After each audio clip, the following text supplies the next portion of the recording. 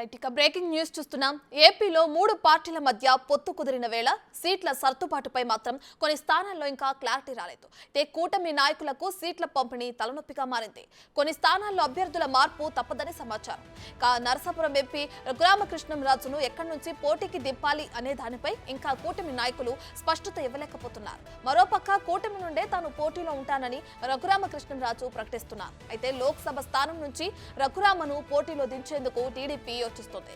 దానికి బదులుగా బీజేపీ ఉండి అసెంబ్లీ స్థానాన్ని బీజేపీకి కేటాయిస్తున్నట్లు సమాచారం.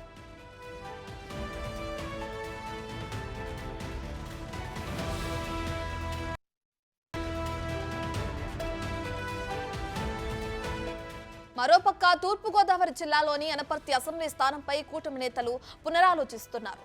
సీనియర్ నేత నల్లమిల్లి రామకృష్ణారెడ్డికే టికెట్ ఇవ్వాలని టీడీపీ యోచిస్తుంది. పొత్తులో భాగంగా ఈ సీటును ఇక్కడ మెజార్టీ కార్యకర్తలు టీడీపీకే టికెట్ ఇవ్వాలని పట్టుపట్టడంతో దీనిపై చంద్రబాబు అతిశగా ఆలోచిస్తున్నట్లు సమాచారం. ఇక తనకు టికెట్ దక్కకపోతే ఇండిపెండెంట్ గా పోటీ చేస్తానని ఇప్పటికే నల్లమిల్లి చెప్పకనే చెప్పారు. ఇక దీంతో ఈ 2 స్థానాలను టీడీపీ తిరిగి తీసుకుంటుందని తెలుస్తోంది. అనపర్తి టికెట్ కు బదులుగా తమ్మళ్లపల్లె ఇచ్చేందుకు సూత్రప్రాయంగా అంగీకరించినట్లు సమాచారం.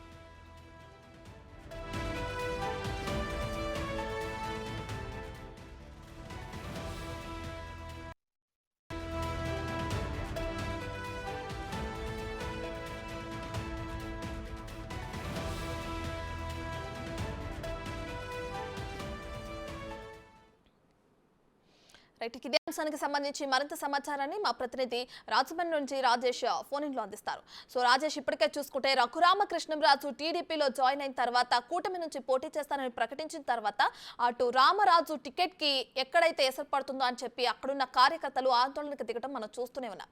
దీనికి సంబంధించిన అప్డేట్స్ ఏ విధంగా ఉన్నాయి రాజేష్?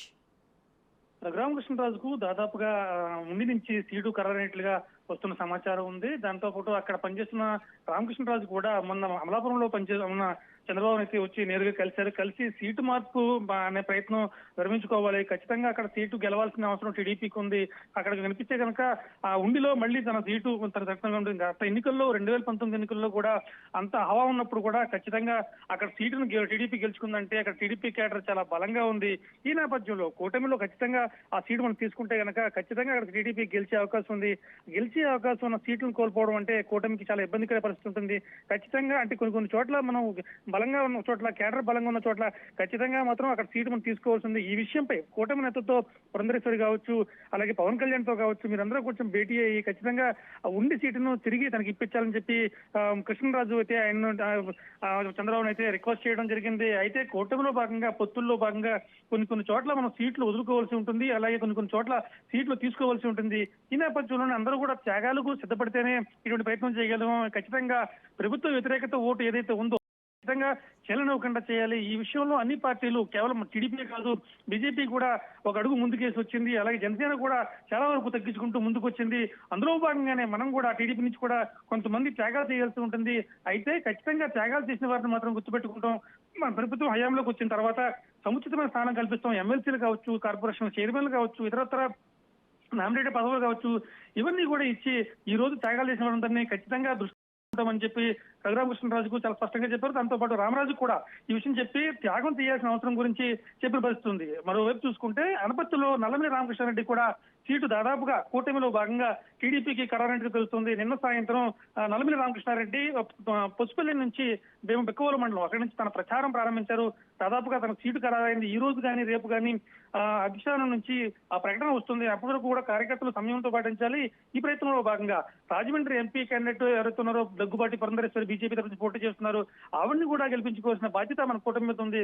ఖచ్చితంగా అక్కడ కేంద్రంలో మోడీ రావాలి, రాష్ట్రంలో చంద్రబాబు మన కూటమి రావాలి అని చెప్పి నల్లమిల్లి రామకృష్ణారెడ్డి చాలా స్పష్టంగా చెప్పారు. మొన్నటిదాకా కూడా ఆయనకు సీటు కేటాయించకపోవడంతో న్యాయం కోసం నల్లమిల్లి అనే నినాదంతో కుటుంబ సభ్యులతో ఆయన భార్య, కొడుకు, కూతురు, అలాగే ఆయన తల్లి నలుగురు కూడా మొత్తం అనపర్తి నియోజకవర్గంలోని అన్ని మండలాల్లోని దాదాపుగా అన్ని గ్రామాల్లోనూ కవర్ చేసుకుని ప్రచారం చేసుకుంటూ ఏం చేయమంటారు తెలుగుదేశం అధిష్టానం మనకి కూటమిలో భాగంగా నేపథ్యంలో మనం ఏ రకంగా ముందుకు వెళ్ళాలి, మీ నిర్ణయం ఏంటి, కార్యకర్తల నిర్ణయాన్ని నేను శిరోధార్యంగా భావిస్తాను, ఖచ్చితంగా మీ ముందుకు వెళ్తానని చెప్పి నల్లమిల్లి రామకృష్ణారెడ్డి గత 15 రోజులుగా కూడా ఎప్పుడైతే బీజేపీకి సీటు కేటాయించారో ఆనాటి నుంచి కూడా ప్రజల్లో తిరుగుతూనే ఉన్నారు.